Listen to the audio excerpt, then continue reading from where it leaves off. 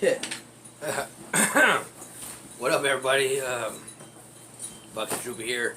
I just wanted to.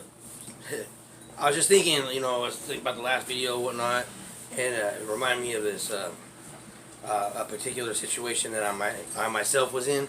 I thought I would share with everybody. So this will be just a short little video about just a little story here. Because thinking about AB and LM and that particular fight and how AB got his respect from LM, afterwards, just for the fact that, standing up to him and whatnot.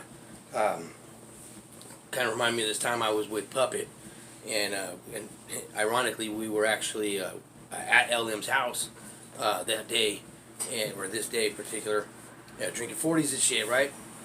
I was probably, I think, maybe 15, 16 at the time, and a 40 back then, shit, was like, I used to carry it like this, like a fucking baby and shit in my arm. Everybody used to call it my baby instead. They'd be like, oh, Drew got his baby. But I'd sip on that shit all day, and like fucking just get hammered and whatever. And anyway, so we're coming back, so LM lived on Medill. Did I just move? I got it on a thing right here. Anyway, LM just, he lived up like not far from West 20th Street, right? Up off D Street. And so me and Puppet were walking back from his house, and we're passing by the Reach Project, right? The Reach Project is, I don't know if you guys have that shit in your town or whatever.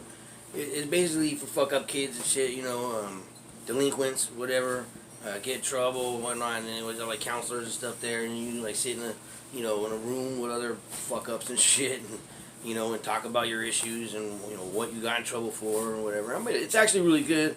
Yeah, I liked it. I didn't mind going. It's usually assigned, like you have to go. Jim Sanford. I doubt he watches this shit, but Jim Sanford. Shout out to this man. It was a major influence on me.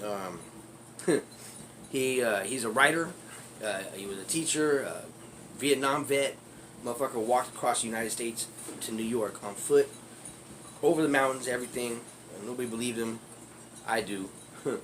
And he actually gave me this book called Nuclear War Diary. If you ever get a chance, look it up, because it's fucking phenomenal. And it's absolutely it's as accurate as it could get.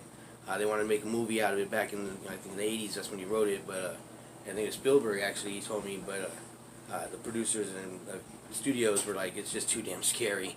It's about nuclear war. Anyway, sorry, he was a teacher, one of the counselors at the Reach Project, and also at Live Oak, and mad respect for him. But anyway, so people always hanging out in front of the Reach Project, right? And so me and Puppet, Reach Project right next door to Joe's Liquor, right across from West 20th Street.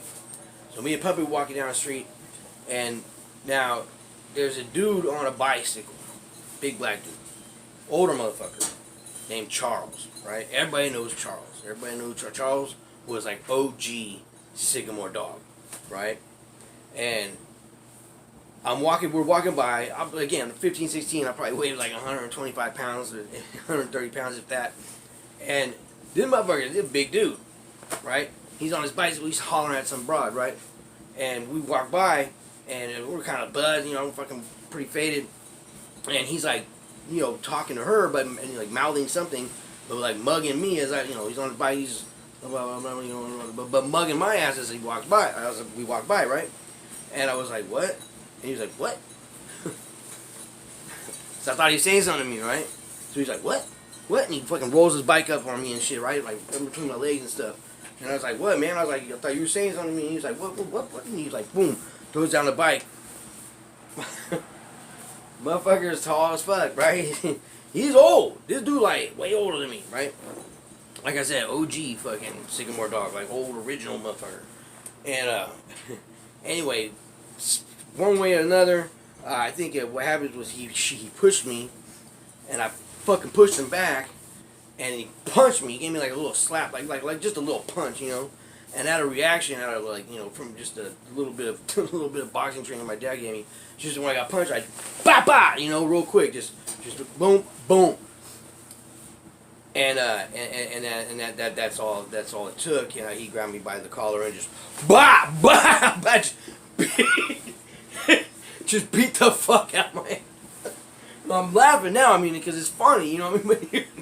He just, bah, bam, because I was like, oh, he got by the collar, he's like, just a little, just bing, bing, just a little fucker, bah, motherfucker.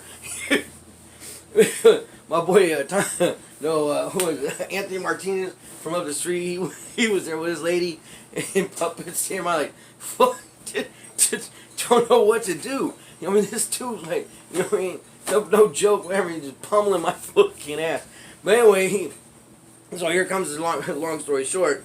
So I'm frailing around, motherfucker, you know, I'm fucking bleeding. And he's like, all right, he's like, hold on, he's like, calm down, man, calm down, bro. And I'm like, well, fuck you. He's like, hey, really, shake my hand, man, shake my hand. I was like, no, fuck you, man, you know, I'm gonna shake your fucking hand, man. He's like, no, come on, it's cool. He's like, just shake my hand, bro, shake my hand.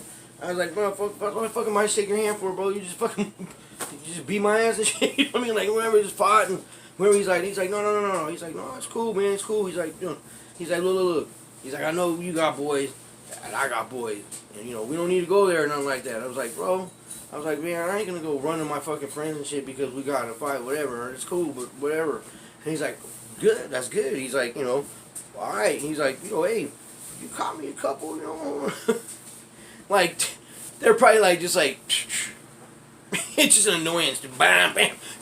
It just did not faze him at all. But whatever. So here we go. So, alright, he's like, gives me, alright. So I fucking shake his hand. I go home. Mom's answers the door. She's like, oh, what happened to you? And I'm like, oh, I got in a fucking fight, right? I've been in hell fights before that, so she's just like, whatever. Fucking headache all night long. You know, I was drunk and got pummeled and fucking I was bleeding all over the fuck. Like, I didn't get my nose broke. I've never had my nose broke. But it, like, you know, when it, like, it's still like it pops and, you know, and then, yeah, a couple bruises and cuts and scrapes and whatever. And so anyway, here's my whole point of this story. Is that a few days later, I used to drive, so I was in high school at the time, so I was going to Live Oak. I used to drive my mom's old banana yellow 1976 Gremlin. I don't know if any of you all seen the Gremlin. Some of you are pretty young. Watch the first movie, the first Terminator. Almost every car in that movie that gets destroyed is a fucking Gremlin. That's what I used to, it's like a Pinto, right? I smashed that banana yellow at that, right? The only way I could peel out was in reverse. I'd fucking be in front of Live Oak Road. Just fucking going in reverse and shit. I'd fucking light them up. I used to pile homies in there, and we go out to the fucking Sandy Beach. Me, Bob, Lowe's, Happy, fucking Wood, everywhere. We'd all fucking pile in. Oh, man, I got some Sandy Beach stories I have to tell you now.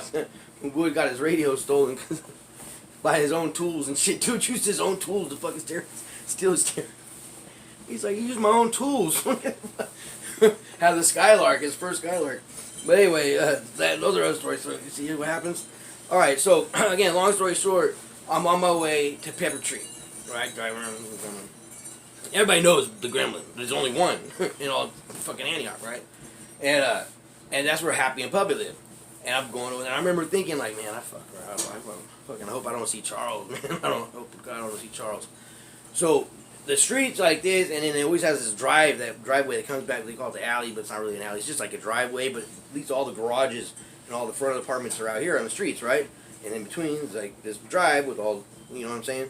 Where you park, in the garage, whatever. So I pull up in there, and then over in this garage, like, I just hear, hey, Drew!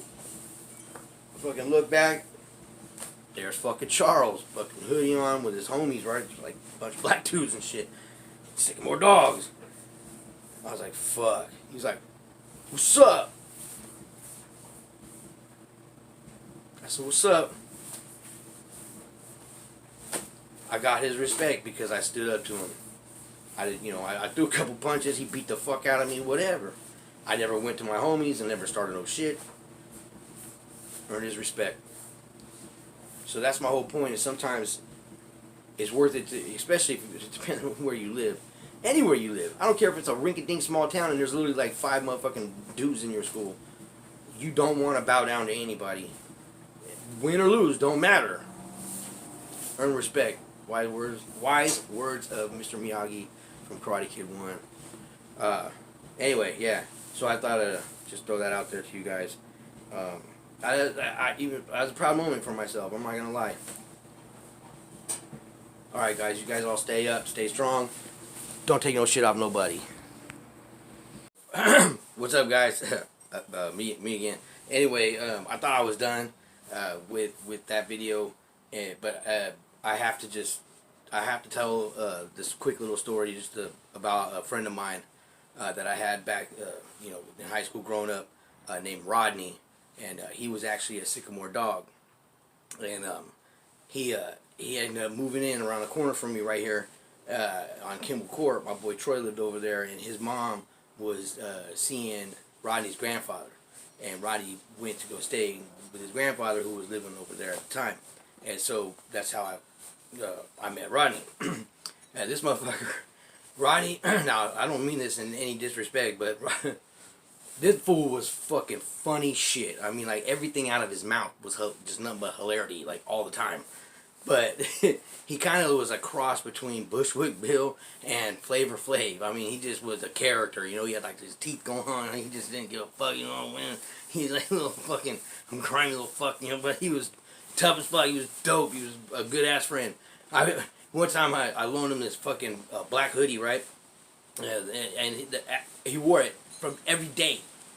I think for the rest of his life, because I never saw him not wear that hoodie ever again. Like any day, like every day he wore the hoodie. I mean, even going to school, like if I was sick, I'd look out the window there to go running in the hoodie, right? Anyway, and I remember one time we're going to a dance, and I run into Bustos and shit.